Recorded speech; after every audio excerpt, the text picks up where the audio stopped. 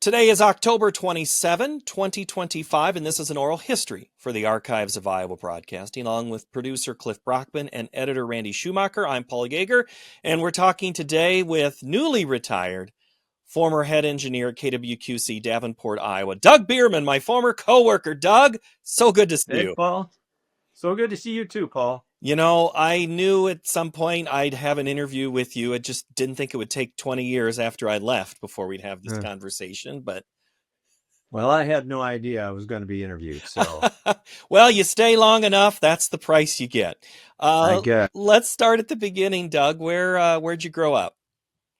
I grew up in Northwest Iowa on a farm, about halfway in between Pearson, Iowa, and Marcus, Iowa. Went to the uh, Grand Meadow School first, and then when the schools were consolidated, it was Marcus Community Schools then. And now I think So it's MMCRU, I think. yes. It's many towns now. Did you have Uh, aspirations of staying on the farm, or were you looking at those high towers in the distance going, that sounds fun? well, when I was a kid, I just assumed I would become a farmer. I actually had a strong interest in electronics from a young age. I can remember looking over the shoulder of the TV repairman and at the chassis when he was working on the TV and thinking, "Wow, that's so cool." And but yeah, I don't know exactly when I uh, actively did any electronics, but I remember getting an electronics magazine as a kid, probably 10, 12 years old, something like that. But even though I loved the electronics, I still assumed that my future laid with farming. As we all did at Yeah. some point. And the time that you're a kid, we're talking the 70s here, right?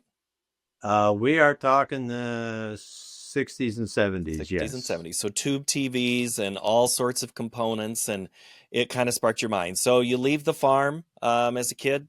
College, was that, or a technical school? I did not. I actually worked at a Wilson Foods in Cherokee, Iowa for about 6 years after high school. And I decided that that just wasn't for me.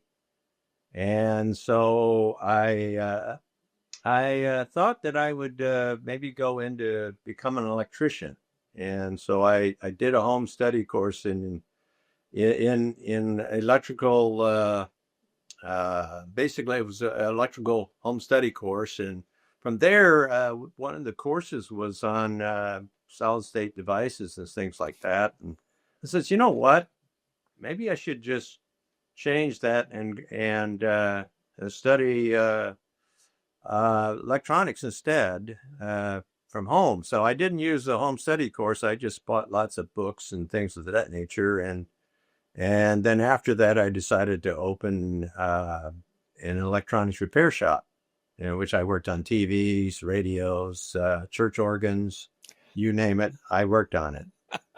And that never went away for you. You did that for years and years, Doug. At what I point? did that for 3 years. Yeah. Yes. Well, and I mean in a general Oh, sense of you always yes, repairing things. Um, forever. Yeah. at what point exactly? What point did the TV stations come calling, or you called them? Well, when I had my in, electronics shop open, um, toward the that was the late 70s, and around 1980, the economy really went bad, and I just wasn't making enough money to continue on with the shop. And I saw an advertisement run by KCAU TV for a technician. I thought, well, that would be interesting. So I applied for that position and received a rejection letter. And so I thought, well, that's disappointing. And I was fortunate, though, that I had a cousin of mine, Mike Bierman, who was an account executive at KMEG TV in Sioux City. And I guess one day when I was there in Sioux City, I stopped in to see him, and he gave me a tour of the station. And I thought, well, I could do this. This isn't that hard. I could do this. I didn't say anything complicated there, but the unfortunate part is in those days, you needed an FCC license in order to work in broadcasting. So I did some checking on how could I, take a test for the FCC licenses, and learned that the FCC conducted exams in various cities around the country, and they just happened to be conducting exams in Sioux Falls, I think, in that January of 1981. And this was late 1980, so I got a lot of study materials, and I spent all my spare time studying for the test. And then my wife and I drove up to Sioux Falls on the day of the test, and I had to take the second class test first, which is the second class license is for two-way radio equipment for the most part. And it contains a lot of two-way radio theory and mathematics that goes along with that. And then I passed that test. So then they gave me the first class test. That one covers broadcasting for the most part, and also contained electronic theory and math. And I passed that one. And then they gave you the third class test, and that one's on rules and regulations. And so then I passed that test. And that, so I and had that my meant, test. oh, go ahead. Yeah, so I had all the licenses then, and so I went home and I thought, well, that's great. Now I've got I still had the business open, but I said, well, now I got my license, and within a few weeks of getting my license, I got a call from my cousin at KMEG, and he was saying,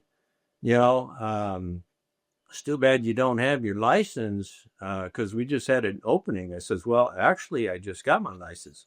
Well, you need to get down here right away and apply for the position. So that's what I did, and went down there and applied. And they were really concerned about the fact that I lived on the farm about 35 miles from Sioux City, and they were concerned about whether I could make that trip and be there consistently. And I assured them I could. And eventually in March of 1981, I got that job as a operator at KMEG. So you're in Sioux City working at KMEG, and how long did you stay there? I was there for... Let's see, I was there from March until October at KMEG, and I did operating on Saturday and Sunday mornings, and it was 4-hour days. So you worked Saturday, Sunday morning, and Monday, Tuesday mornings as well. Saturday and Sunday, you never saw another soul until the engineer came in that afternoon, late that afternoon. So I ran sign on and that kind of stuff. But it was definitely a great learning experience. Well, and this would be the part, I guess, where I make you remember names. Do you remember of the head engineer or a couple of the people that hired you at KMEG at that time? Oh boy, the chief engineer's name is his last name was Johnson. I'll be darned if I can remember his first name. It's not a difficult name, but the name just escapes me. The assistant chief engineer's name was Dick Hare, and I worked with him on a regular basis there at the studios. And originally I was hired as an operator, and they said to see how you can do as a maintenance person down the road. But they gave me a maintenance position, which just consisted of maintenance 1 day a week, once I proved myself within, I think, a couple of months. So, And that starts down the road to the next stop. Who called who? KTIV to you, or they called you? well, this another interesting story is um, at KMEG. I guess you could say I was looking for more responsibility and better pay, and they couldn't offer me that at the time. So I started looking around, and I saw that I would say within a space of a few months, I saw that KTIV was looking for an engineer. So I went in and applied, but learned that they had just hired somebody. And so, um, as I recall, I went home and said, "Well, that's about." I think I was on my days off. So I went home, and the next day, the chief engineer from KTIV called me and said that the person we hired has quit already, and would you be interested in coming to work? And I said, well, sure. So I went back in again, and so I began my career at KTIV then And what role is that? as a maintenance engineer. Okay. So how long are you at KTIV then? Well, I was at KTIV from October of uh, 1982 until July, August of 1985. Heck of a time to be in a rural town in the farm crisis. You talked about the economy. Just those are things that are going on in the news department on the station. So mid 1985, is that when Davenport calls, or what? How does that one coast to the other of Iowa happen? Yeah, that's another interesting story. Um, at KTIV, I had gotten to the point where I wanted greater challenges and more pay again, and they couldn't accommodate that. They did. They did. I don't know when exactly at KTIV. I asked for transmitter, being able to work the transmitter, so I became with Max Jones, who was transmitter engineer. I worked with him one night a week on that, but I was still a little bit I guess you could say restless by 1985, and what was funny was I received a call from a dentist that I worked with at KMEG, and I don't remember his last name, unfortunately. And he had called me. He was working at KCIU, and he says, "We've got an opening at KCIU. You ought to come over there and come to work." And and I certainly considered it, but I just decided that it would just be a lateral move and didn't make sense at the time. So um, I would say maybe a month later. Yeah, a month later, my wife and I were home. It was July 3rd, and John Hageman, out of the blue, called us on the farm. I go, didn't know who he was, and he said, got interested in you possibly as a position in Davenport, Iowa. And I didn't even know where Davenport, Iowa was. And so um, we decided, well, okay, we'll come down for an interview. So on July 4th, my wife and I drove down to Davenport. And then I had my interview on July 5th. And that seemed to go well. But on the way home, my wife says, well, I'm not going with you. But obviously she did. So What was the position that John Hageman was offering you? he was, at the time, he was offering me a position as a studio supervisor. And that's what I I wanted. Actually, what I voiced to him is I was looking at getting into a supervisory role. So, yeah, that's what he offered me. And when you say studio operator or supervisor, does that mean a technical, or were you in charge of production for the newscasts in the studio? I was in charge of studio maintenance. Okay. Back in those days, there was a lot of engineers. And so I was in charge of studio maintenance. But by, I would say, what happened was the radio stations, WOC, AM, and at that time, I think it was Cool, they were sold to the Palmers, Vicky Palmer, I believe, and Doug Miller. And Gene McHenry, who was the assistant chief at that time, part of the deal was he would go over there to be the chief. And so at that point, I was made, sometime at that point, I was made assistant director of engineering. And John was the director of engineering. And And so, you mentioned an go ahead. interesting time in the station history there, Doug, because it's still a WOC with a TV station. You're in a fairly new building at this point. There's a couple of radio stations upstairs and down the hall. I mean, it's a very busy place. And then all of a sudden it changes. Call letters, the radio station's gone. You kind of wondered at that point, are you going, why did I move across the state for this? Um, no, actually, um, it that part didn't really bother me about the FMs moving off, the FM and the radio stations moving out of the building. Fortunately, uh, TV engineering didn't have to do any work with that, so that was good. But it did empty out the upstairs, and there was a I had gotten to know a lot of people in the radio station part too. So, but it didn't really affect me in any way though. Otherwise, So John Hageman is your supervisor. Who was the general manager at that time? when I first was hired, it was Ken McQueen. Okay.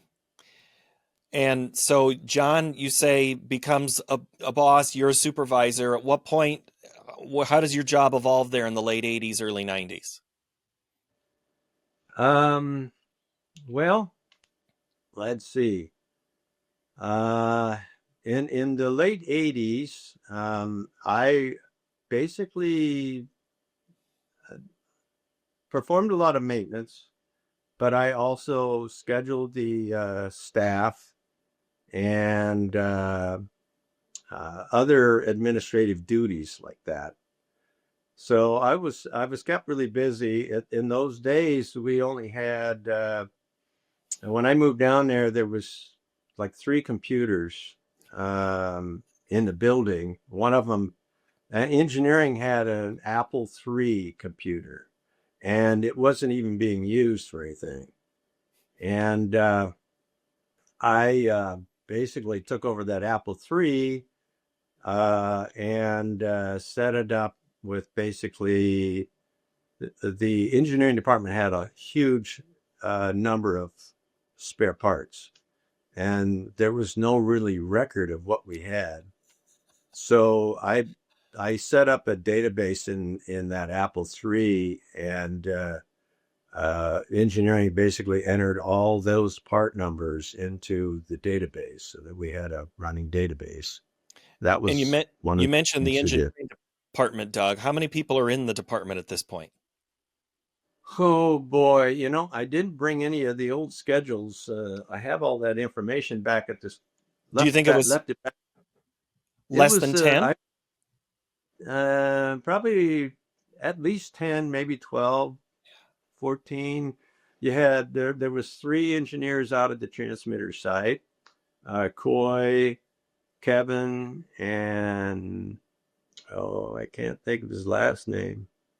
But there was three of them out there at the studio. Wow, there's Mark Weitzel, Andy Andreessen. Uh, Man, it's hard to remember all the Yeah. names, but there was probably 10 at the studio. And so you're dealing with, you mentioned the towers, the transmitters, then there's videotape machines and field cameras and studio cameras. That's all, at that time, those things are all lots of parts, lots of probably repairs. News gets hard on gear. Guilty. It happens. What was a typical day like there in the early, let's fast forward to the early 90s. Well, at KWQC, when I came, they still had the film islands. There was two film islands, RCA film islands. They had several 2-inch machines.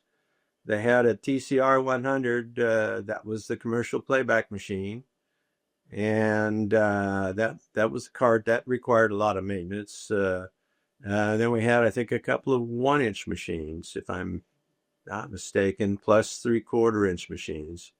They all required a lot of maintenance back in those days, especially the 3/4-inch machines that were used back in the news department for editing on. Those machines required a lot of maintenance. Um, And what year does film go away from Channel 6? oh, that when I came, film was not used for news at that time. Film was already gone, but it was being used for movies, and the slide projectors are still being used. And occasionally we'd actually get film dubs in that you'd have to dub over. So it was being used. There was 2 islands, but they certainly weren't 2 islands wasn't necessary anymore. I don't recall exactly when we took the film islands out, but I would say it was probably in the early 90s we took the film islands out.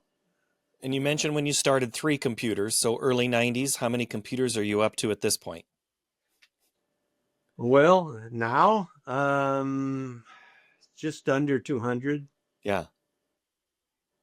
So your In your fact, job, well, I mean, your go ahead. job evolved from the fixing of technical things to eventually being so much computer based in everything that you had to do, right? Yes. Yes, and that was one of the things I was fortunate on. Even I started, well, I think I purchased a computer way back in when I was still working, maybe at KMEG, or just when I uh, joined KTIV. I purchased a computer and I actually wrote an assembly language program for KTIV, so that which it was a terminal program that could automatically call up the FCC, download the latest bulletins, and then print them out. And I automated that process. So I started early with not only learning how to computers operate, but also writing software. And I continued that at KTIV as well. Um, and as or I'm sorry, at KWQC and WC KWQC. Um, I got to remember all my call letters Well, I was here. going to say, yeah, Doug, you got all those call letters. I don't know how you keep them all straight anyway. But what I want to get to here in the last couple of minutes, or the last bit, is the internet. And in 2000, when I came to KWQC, yeah, we all had terminals connected to the internet. At what point was the decision made to start streaming newscasts? Well, that's a good question because I don't quite remember how it came about, but that would have been in I think 1999, I believe, and I think it was broadcast.com, and I think it was actually a Yahoo product, and I don't remember exactly what was paid for it, or how it came about that we uh, bought that service, but we paid that for that service for a couple of years, and then we put in our own server. Um, we bought a server, and I configured it for streaming media at the time, and we installed it at Light Edge in Moline, in their server room, because you couldn't, at the station, you're lucky if you had a 1.5 kilobit internet connection at the station in 1999, and so you had to put it at the ISP so that you could stream to all the people that were going to use the streaming services.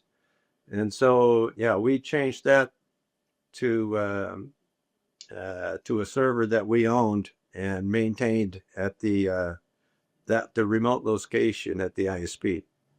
In 1999, that's so cutting edge. Who's even watching, and how many are watching?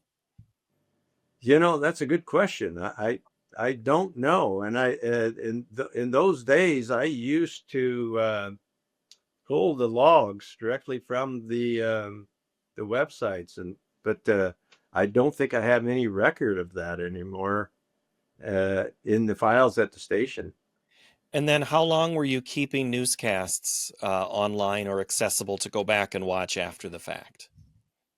I think we were keeping them for when we had our own server. I think we kept them up on the server for a long period of time, because there was plenty of storage space. So I don't think we were getting rid of them.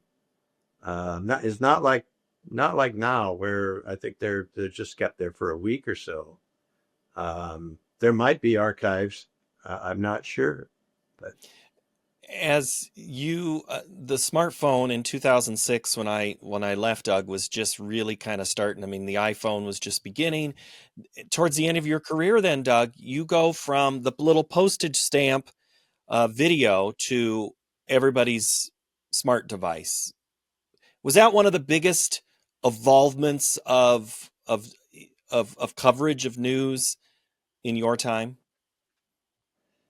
you mean using phones for news coverage? Yeah, well, not even, we'll get to that, but to watch all the items. You go from somebody's slow dial up in Rock Island watching you to now there's 52 people at the same concert watching you while they're waiting for I mean, just the evolution of how that streaming to me would be a big change. Yeah, it's pretty incredible, and some of the stuff I didn't at the time didn't see how we would ever get past the slow streaming, to HD. I remember when Netflix came out, and we used the service for DVDs, and then when they came out with the streaming service, I says, streaming service, how's that going to work? It's not going to work worth a darn for us small towns, and so I was shocked that they were able to stream that data reliably, like they were, and with good quality. It was amazing how the technology advanced so rapidly. And then your servers had to be now processing phone video that either viewers shot and submitted, or your news department would shoot and have to process and edit. And the server room had to expand along with it and be That's maintained. right. That's right. Um, you know, we actually went to when was it? 2000. I'm going to say 2011 is when we went to nonlinear editing with digital files, and everything played back, all the news video played back over from the server. It was an abrupt change that we were the first young station to do that. And we also did, we had to convert our studio to HD cameras. We had to convert the control room to all HD switcher, and all the ancillary devices that are required to handle all that HD video from the old analog video. And I remember they wanted to do the cutover on a particular day and promote the heck out of it. And it was a major change, but it was decided that we would do news in SD analog on SD. The way we always did it was analog of the noon show, and then when the 5 o'clock show rolled around, that would be in full HD. And the sales department decided they would invite all their clients in to watch this cutover. And I talk about nerve-wracking. And then on top of that, it was extremely stormy in the Quad Cities that day as well. And I was concerned about a major power outage and how that could affect us at the studio. And but we pulled it off, and it went perfectly well. We changed everything over from analog SD switcher to digital HD on that October day. I don't remember what day it was, but in 2011. I think it was 11 or 12. I don't even remember for sure. And what year, Doug, did you become chief engineer? It was probably 1989. Okay. I'd have to look sometime in 1989. I know some old resumes that I used to update my resumes every once in a while, and I found some old ones that said I was chief in 1989, so I must have been. Okay. I want to talk here briefly about the production that KWQC, all the productions that you have done over the years in the sense of challenges with microwaves. The Big 7 you telecast for years and years that needed helicopters and motorcycles and all hands to make that happen. Was the Bix broadcast starting? Had it already started when you came to WOC? It had, in fact, I think the first broadcast they did was either 84 or it was 85, but since I started in August, I missed it. Now, John had told me, he says, "Oh, you'll be able to get down here in time for the Bix broadcast," but I didn't make it. So, but we in KTIV, we actually carried the broadcast.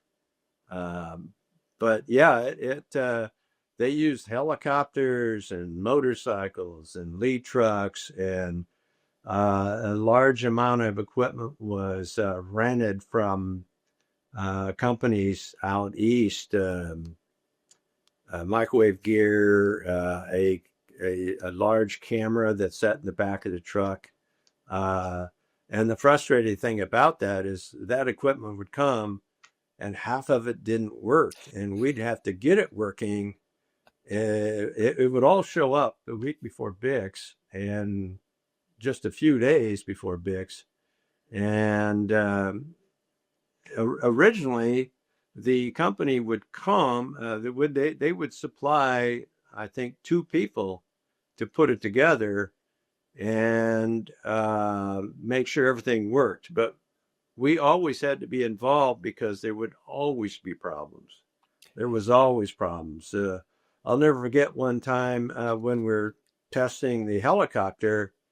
They went up in the air, and this was back when Jeff Billia was still there, and he was the production manager.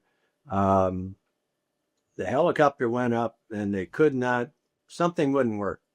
So they came back and they landed on the roof of the building on it would be on the northwest corner of the building. And they landed on the roof of the building so that we could just run up there quick and check the settings in the helicopter. And when they landed on the building, people coming up the hill were looking at that helicopter, and there was an accident in front of the building. A car ran in the back of another car.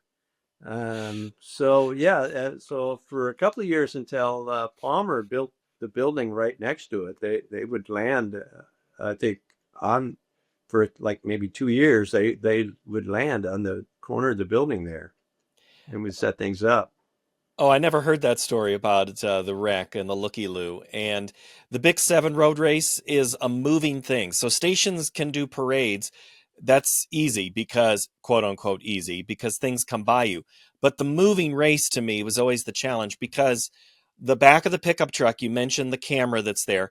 You had to figure out how to get the signal. Didn't you have to have somebody in the truck as well, pointing a microwave basically at the helicopter to act as the relay? So, I mean, there's a lot happening to pull that off. Yes, I think John Hegeman actually was the one doing the pointing. He had to point in the truck. Then you had a person on the tower. The studio tower was the receive site, and so you had to have somebody in the tower manning the antenna there to keep it pointed at the helicopter. And you had to have somebody in the helicopter to switch between the lead truck and the motorcycle. The motorcycle just had a fixed uplink, just pointed straight up, but the truck had somebody that pointed an antenna. And it was extremely complicated. And in the building, there were so many patch cables and other cables ran to try to get all these signals into the switcher so they could be put on the air. The crews out in the field, on many occasions, it was a logistical nightmare, and hoping that the planning would begin 2 to 3 months before the BICS, if not sooner. And we try to make sure in a database that each location had everything they needed to get that signal back. But invariably, one site would be missing something as simple as a barrel to connect the video cables together, and somebody would have to run out there and take them a barrel. So it was a very nerve-wracking show to do, but engineering always enjoyed doing it, though. Okay, Doug, now let's do some high-level questions here at the end. What was the biggest change for you in your career? The biggest change. See, I've been one of those people that always embrace change. So, the We can biggest say change. evolution instead if you want. The biggest evolution instead. Well, the biggest evolution I think is probably automation for one thing. When you think about the number of people that were employed to put a broadcast on back in those days, and then you get commercial automation to take care of the commercials, and then you get we installed news automation in I think 2012, and that just reduced. When you have the robotic cameras, you don't have people out on the floor running the cameras, and also a floor director. The graphics are become automated, so you don't have a Chiron operator. You get down to the point where you've just got a man behind the switcher, the Ross operator, doing the whole show, and he's really got nobody to even direct because even the audio's automated. So I think the automation, the progression of the automation has been amazing.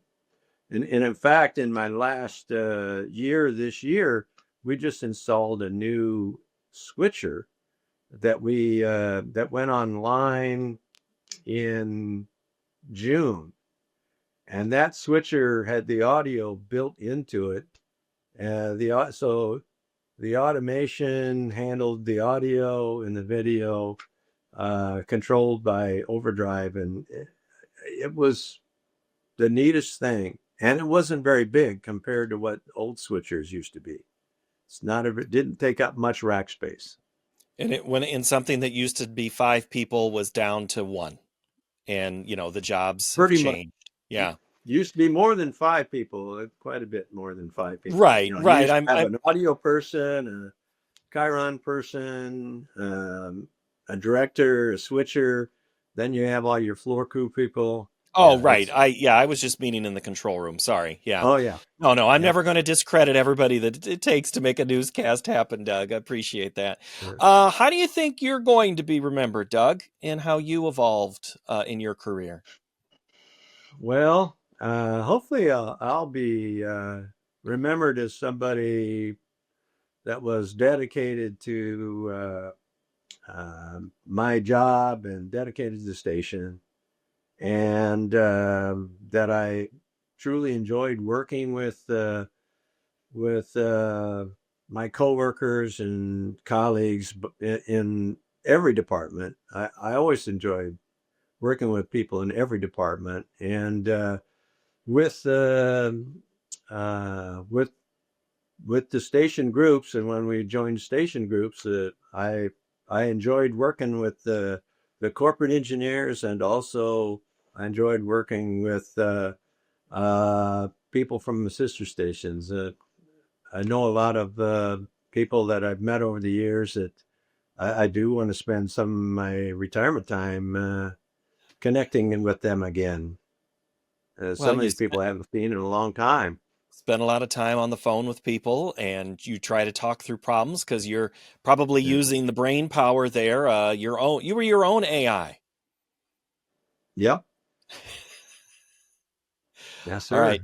All right, Doug Bierman. Anything else that you wanted to discuss here before we close? No, I can't think of anything. It's been quite a career, Mr. Bierman. I think we've covered it. I appreciate it. I've enjoyed every minute of it. It's been awesome. You were so good to work with, and I know all the people that have come through. We didn't even make you do any name drops of all the people that have come through there in news and production and sales. I'm sure that you'd need to go back to that Apple III and do the spreadsheet again with all the parts for all the people you worked with. That's right.